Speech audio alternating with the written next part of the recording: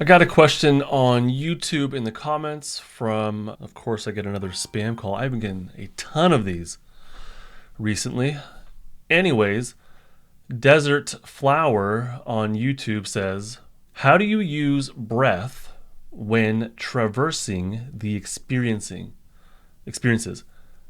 Polyvagal rebel breath or something? I have no idea what that is. If that's some new polyvagal hack, I am not up to date on it. And then he says on the ropes. I think this is a boxer's term. I don't know. I don't know what these breath things are. So how do you utilize? I'm sorry. How do you use breath when dealing with this stuff? That's kind of what I'll go into. By the way, hi, I'm Justin. I am a therapist and coach who wants to help you live more calmly, confidently, and connected without psychobabble or woo-woo. Welcome to Stuck Not Broken. This is, of course, not therapy, nor is it intended to replace therapy. If I seem more intense during this podcast episode and the previous two or the next two, I'm not sure how I'm going to sequence these. It's because I am on a steroid. I have had back issues and now I'm on a steroid, and it is not a good experience. I feel a bit more intense. You might hear it in my voice. So that's what that's about if you're hearing that. So the question here is, how do you use your breath when, I'll just phrase this as dealing with stuff, when looking inward or when trying to self-regulate or do meditations? Like, how do you use your breath? My answer is, I would prefer that people allow their body to breathe the way that it needs to breathe. I don't like prescribed breathing.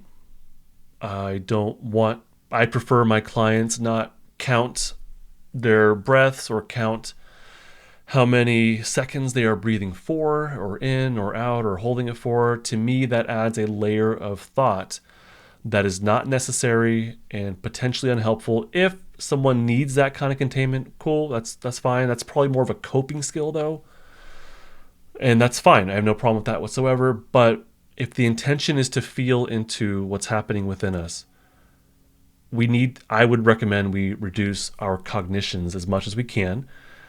Thoughts are going to come in and out. That's normal. That's fine. But counting is I believe, an unnecessary abstract thought that is not needed for that moment.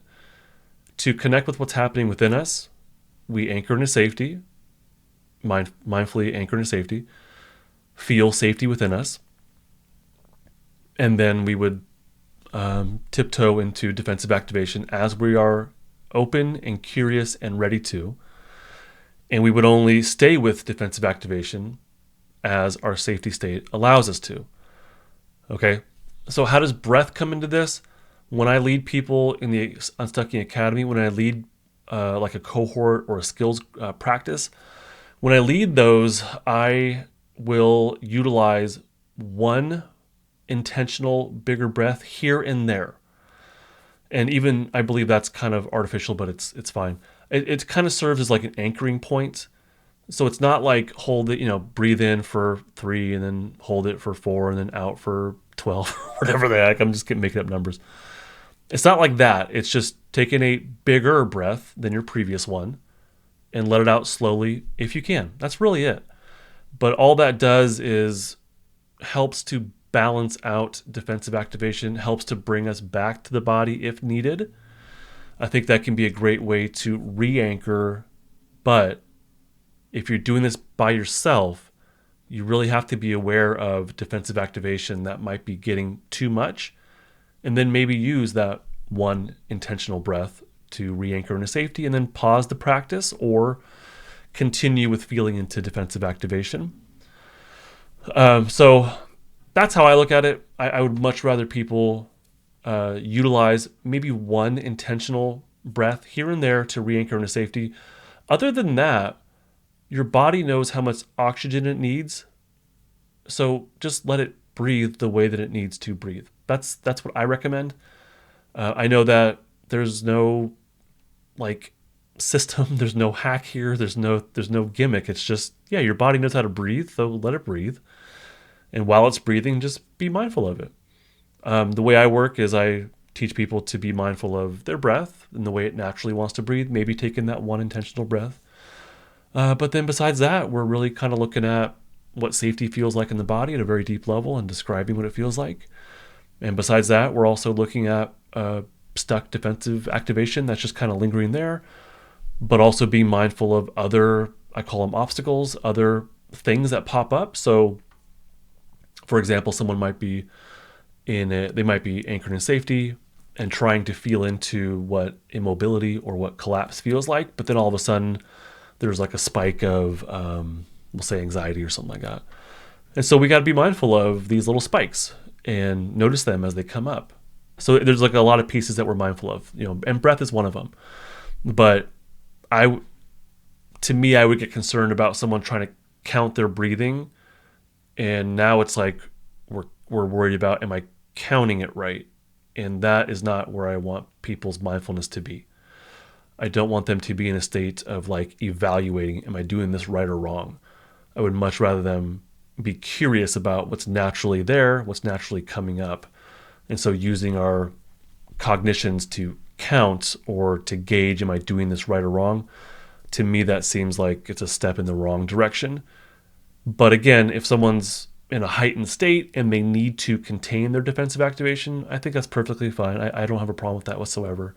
But that's different than like a meditative self-regulation attempt or exercise. That's a different thing. So hopefully that answered your question. It's a pretty brief one. Thank you for leaving it. For everybody else, or for Desert Flower and everybody else, if you're curious about the Unstucking Academy, head on over to stucknotbroken.com/Unstucking Academy. You'll learn all about it. We do things differently there. I don't know how else to put it. We are fundamentally doing things differently there. There's no hack. There's no stimulations. There's no, activations or whatever. There's no psychobabble. There's no woo-woo. We're not doing parts work. We're not making your eyes move back and forth. We're not holding paddles. We are connecting with the present moment as much as we can for what it is. It's very simplified, but not easy. I'm not saying it's easy, but it's a very simplified approach, I believe, that focuses on small steps and skill mastery. So I don't expect someone to do something like pendulation unless they can do a few things before that. And I walk people through this. I guide them through this in the Unstucking pathway.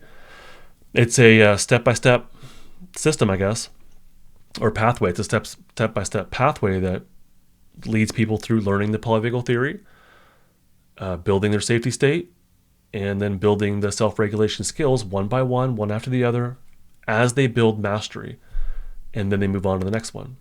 So we do things differently. It's much simpler. There's not a mountain of courses. There's just one pathway, and I would love to see you there in the academy. It's limited to 150 people. Head on over to stucknotbroken.com/Unstucking Academy if you're interested. Otherwise, bye.